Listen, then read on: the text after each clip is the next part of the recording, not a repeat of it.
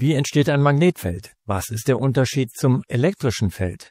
Und warum wird ein halbierter Magnet zu 9 kleineren Magneten? Wieso erzeugt eine Spule ein Magnetfeld? Herzlich willkommen zu ETech mit Janiello. In diesem Video geht es um das Wesen des Magnetfeldes. Den Unterschied zum elektrischen Feld stellt man zum Beispiel fest, wenn man ein Voltmeter mit den Polen einer Batterie verbindet. Das Voltmeter zeigt eine Spannung an.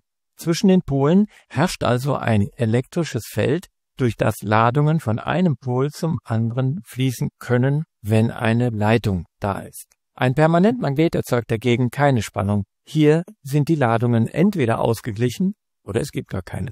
Tatsächlich gibt es nur elektrische Ladungen, keine magnetischen. Elektrische Ladungen kann man sich vorstellen wie kleinste Kugeln, die von einem anziehenden oder abstoßenden Kraftfeld umgeben sind. Dieses elektrische Feld wirkt aber nur auf andere elektrische Ladungen oder elektrisch geladene Gegenstände. In diesem Beispiel ziehen sich die beiden Ladungen gegenseitig an und werden insgesamt elektrisch neutral. Elektrisch neutrale Gegenstände wie der Löffel rechts reagieren nicht auf eine elektrische Ladung links, auch wenn der Löffel aus Metall ist. Auch Magnete werden nicht elektrisch angezogen. Dabei hat ein Magnet doch Pole, aber eben nicht Plus und Minus, sondern Nord- und Südpole. Und die reagieren nun mal nicht auf Plus- oder Minuspole. Wie entstehen denn diese Pole?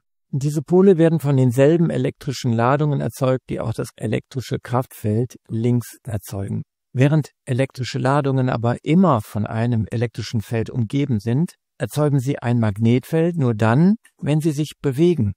Ladungen, die sich bewegen, findet man als elektrischen Strom in einem Leiter. Geht man von einem sogenannten elektrotechnischen Strom aus, dann geht man davon aus, dass sich positive Ladungen von A nach B bewegen. Durch ihre Bewegung entsteht ein kreisförmiges Magnetfeld um den Leiter herum. Das Magnetfeld verschwindet wieder, wenn die Ladungen vorbeigezogen sind. Während der Bewegung der Ladungen scheint das Magnetfeld wie um den Leiter herum gewickelt. Es hat keinen Nord- oder Südpol. Darum nennt man es ein Wirbelfeld. Die Richtung des Wirbelfeldes hängt von der Stromrichtung ab. Besteht der Strom wie hier aus positiven Ladungen, nimmt man die rechte Hand und lässt den Daumen in Stromrichtung zeigen. Die 4 Finger weisen dann automatisch in die Richtung des Wirbelfeldes. Würde man annehmen, dass der Strom aus negativen Ladungen besteht, die in die Gegenrichtung fließen, nähme man die linke Hand. Es ergibt sich dabei immer dasselbe Wirbelfeld, mit derselben Richtung und ohne Nord- oder Südpol. Die Pole fehlen hier, lassen sich aber herstellen, wenn man die Symmetrie der Anordnung etwas verändert. Schauen wir uns einen geraden Kupferleiter an, durch den ein Strom fließt. Der Leiter ist von einem magnetischen Wirbelfeld umgeben, das noch keinen Nord- und Südpol erkennen lässt. Krümmt man den Leiter zu einer Spule, drängt man dadurch die Magnetfeldlinien auf deren Innenseite dichter zusammen, während die Dichte der Feldlinien auf der Außenseite gering ist. Liegen die Feldlinien dicht beisammen, heißt das, dass das Feld stark ist. Im Innern der Spule ist das Magnetfeld also stärker als außerhalb, weil sich hier die Feldlinien konzentrieren. Mit Nord- und Südpol kennzeichnet man jetzt die Übergangsstellen von hoher zu geringer Feldliniendichte an den beiden Spulenenden.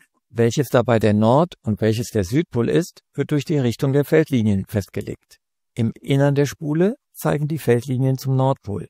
Als Eselsbrücke habe ich mir dafür den Satz zurechtgelegt, innen nach Norden. Ein Satz, der die meistmöglichen Ns enthält.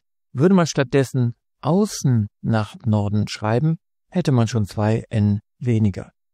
Ganz ehrlich, ich bin noch nicht zufrieden mit diesem Merksatz. Wenn dir eine andere Methode einfällt, wäre schön, wenn du sie mir vorschlägst.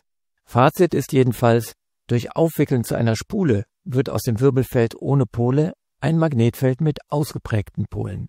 Und da die Feldlinien, die sich in der Spule befinden, nach Norden zeigen, ist der Nordpol oben. Übrigens heißt eine Spule, durch deren Strom ein Magnetfeld erzeugt werden soll, Elektromagnet.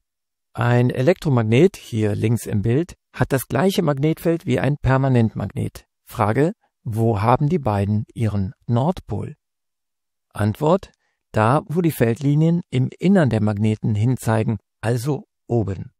Aber warum hat der Permanentmagnet ein Magnetfeld um sich herum, ohne dass hier ein Strom fließt?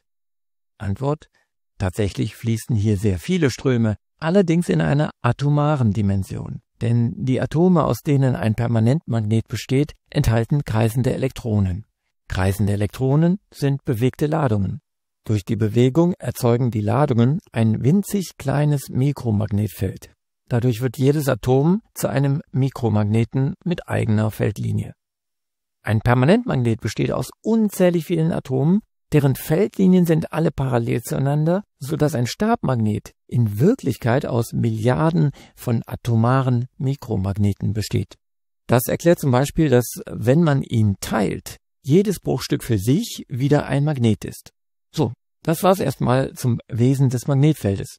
Kommen wir zum Schluss und damit zum Zusammenfassungsquiz, bei dem du nochmal checken kannst, was du vom Magnetfeldwesen behalten hast oder sogar schon weißt.